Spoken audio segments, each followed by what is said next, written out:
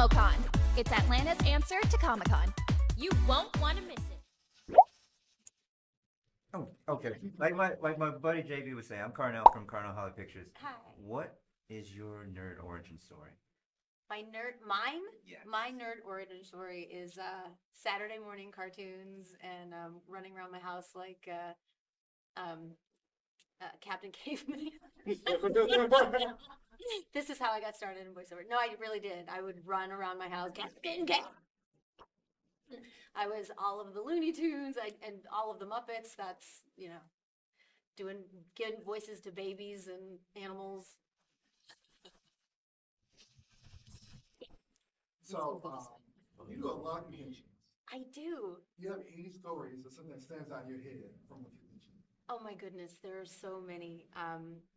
One from today, I met this whole group of people, all cosplaying as all the different Sonic characters, and they were so enthusiastic. And the person that was dressed as Tails got super emotional, and she's like, "I'm gonna cry, I'm gonna cry." I'm like, "It's okay, you can." And so I'm like, we'll just hug it out, and it's so amazing to me. Like Sonic fans are the most passionate and enthusiastic fans that I've ever encountered, and so there's so many moments, but that's the one that stands out because it just happened like an hour ago. Thank you. Hi. So Media Nut. First off, thank you so much for being here. You are.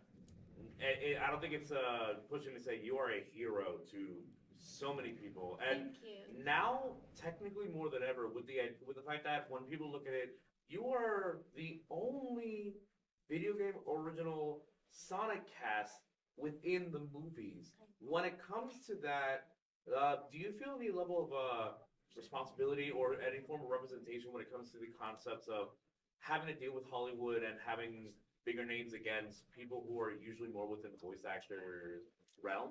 Well, I mean, the responsibility that I feel is for the voiceover community. Yes. Because I feel like because so few of us get to do that, and this is such a grand scale. I mean, they took these movies and they are epic and they're huge. They're like, Marvel level.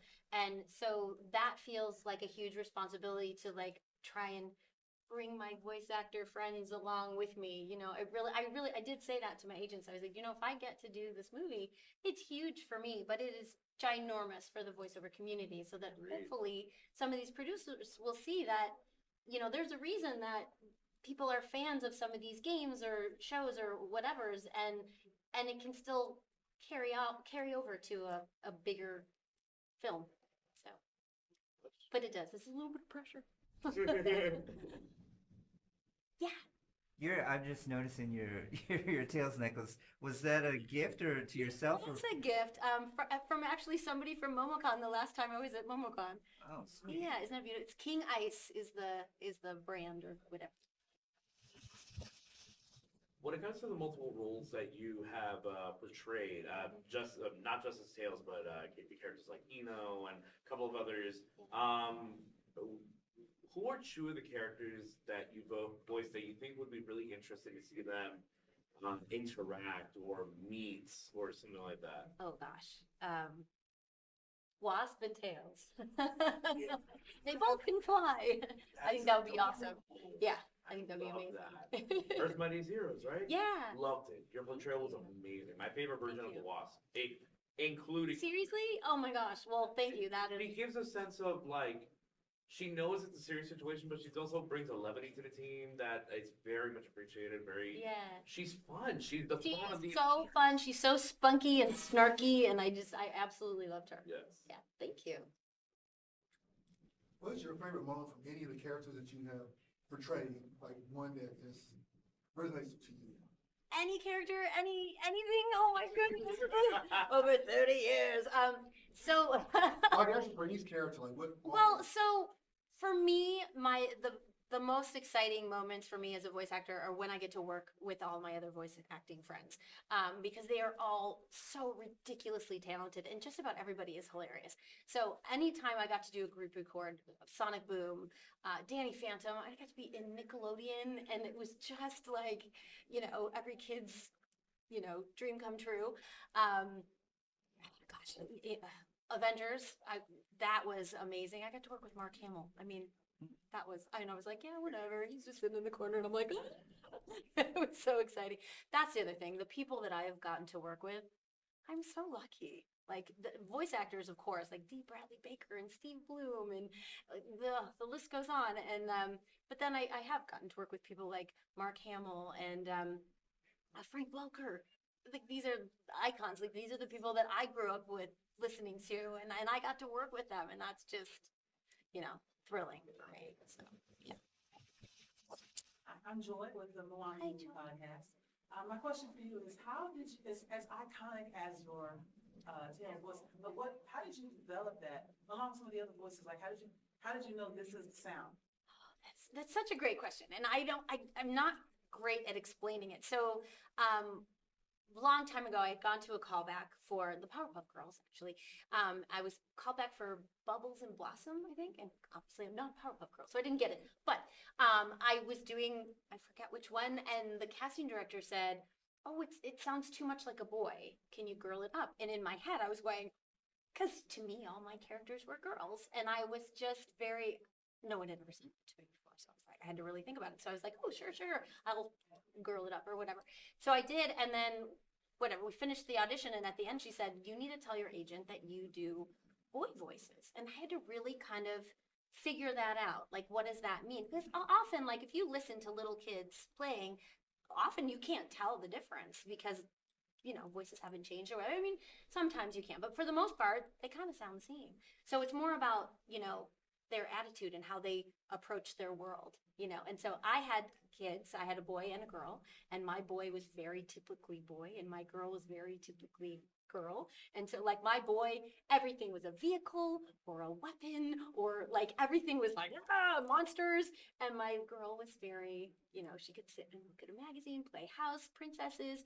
So it was interesting to just see their approach to the world. And so I kind of go more as far as like character, and then when you're voicing a boy, I already have a little bit of natural texture to my voice. So depending on what boy it is, whether it's Tails or Konohamaru or whatever other boy character I've played, I may add texture or take texture away, maybe sit it a little bit lower in my voice. And then if you think about age range for me, like I had a phone audition once where they were literally like, "Okay, now be 6 years old. Now you're 7. Now you're 8." And I was like, "What's the difference between 6 and 8?" Like I had to really kind of break it down in my head what that might sound like, age to age. Like how much does the voice change as you get older? So I had to kind of, and it's a little bit technical, but then I think about Tails and they're like, "Oh, how do you do it?" Can you sing along to the radio? I mean, it doesn't matter if you're a good singer or not. You know how to make that sound come out of your mouth. Whatever it is, singing along. So that's kind of how I look at it. Tails was part of a boy band.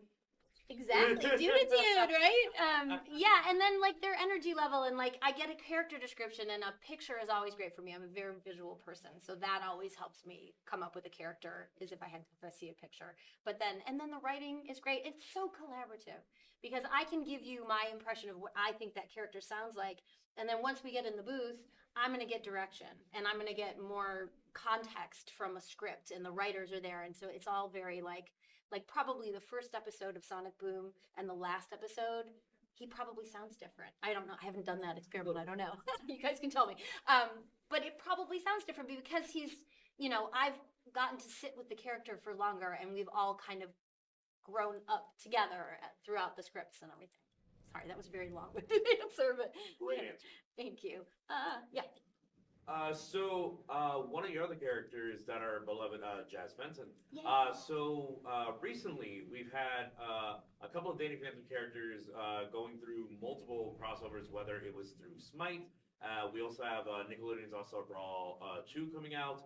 If they were to add, for example, Jazz as a playable fighter, what are some things you'd like for them to like include for her, if anything? I would love that so much. I would love it if she accidentally got ghost powers too. How cool would that be? Brother sister duo, But at the very least, I would love it.